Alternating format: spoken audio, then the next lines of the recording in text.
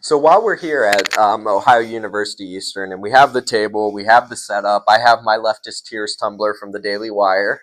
I figured that we would record a quick segment, and this segment today is going to be on left-wing violence and the permission structures that are in place for that. So left-wing violence is something that we're seeing a lot in recently, right? From the assassination attempt on Donald Trump's life happening twice, to what happened with Charlie Kirk, them trying to take him out, to years ago what happened at the Republicans' baseball game, right, where a Bernie Sanders supporter went onto the field and tried to shoot up conservative representatives. So why is left-wing violence so prominent?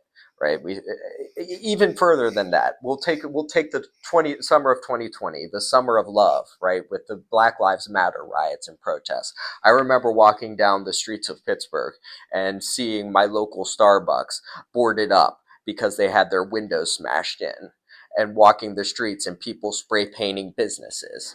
I mean, it's ridiculous, right? Charlie Kirk dies and there's revival. George Floyd died and there's terror, unfortunately. And it's much more prominent than it is on the left. I talked to a professor here the other day who said we need to condemn it on both sides, and people are just focusing about the violence on one side, and they're not focusing it on the other. And I told her, I said, well, that's because it's a lot more prominent on the left than it is on the right. And she said, oh, I don't think so. And I asked her the question, well, when's the last time you saw a major act of right-wing violence? She said, well, at rallies, and they can only lead these general terms, right? KKK rallies, she pointed out, and things like that. And I said, well, these groups are not a part of the mainstream right. Actually, Trump stood down a KKK member and shooed him out of one of his rallies during his presidential campaign trail. He actually looked at him, stood him down, and said, we have no place for people like this. The public forum is open to all, but we don't have to give stupid people an outlet to spread their dumb ideologies, right? And on the right, we do a pretty good job of saying no to Nazis and no to KKK people. Right. This is why I'm not a fan of whatsoever of Nick Fuentes and Milo Yiannopoulos, who have grown particularly discriminatory and insipid in their rhetorics. We do a pretty good job of guarding even them, though, from raising up violent crowds against Jews and from actively participating in hateful violence and extremism of a physical, brutal nature. The left does not.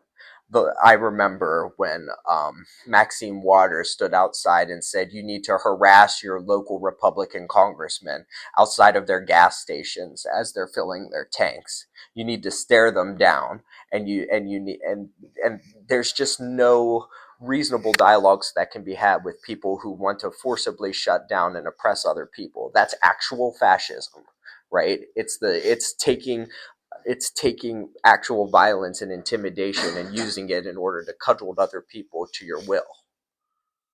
That's exactly what happened, and they use this example all the time. They compare us to Nazi Germany, so I'll compare them to Nazi Germany. That's exactly what Hitler did when he burned the books outside of buildings. That's exactly what Hitler did when he stood outside his hotel, or he stood outside the Republican candidate's hotel who was running against him, and he held a major rally where they berated people. He threatened them with physical violence to shut down the opposition, and that's what's going on today. And they do this with the language of victimization and oppression, which is the age-old thing that incites violence, because perceived threats, when people feel like they're backed into a corner, like there's no way out, they go into fight or flight mode. And that's what the political left has done. They've made people so on edge. They've made people so manic that they believe that other people in the country really don't wish for them to exist, really wish these horrible things upon them, really are Nazis. And that does not help our political dialogue. That does not help what's going on at college campuses.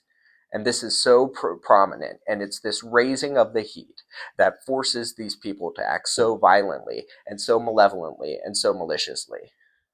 And also, it's the perceived attacks on personhood that they conflate with real attacks on themselves.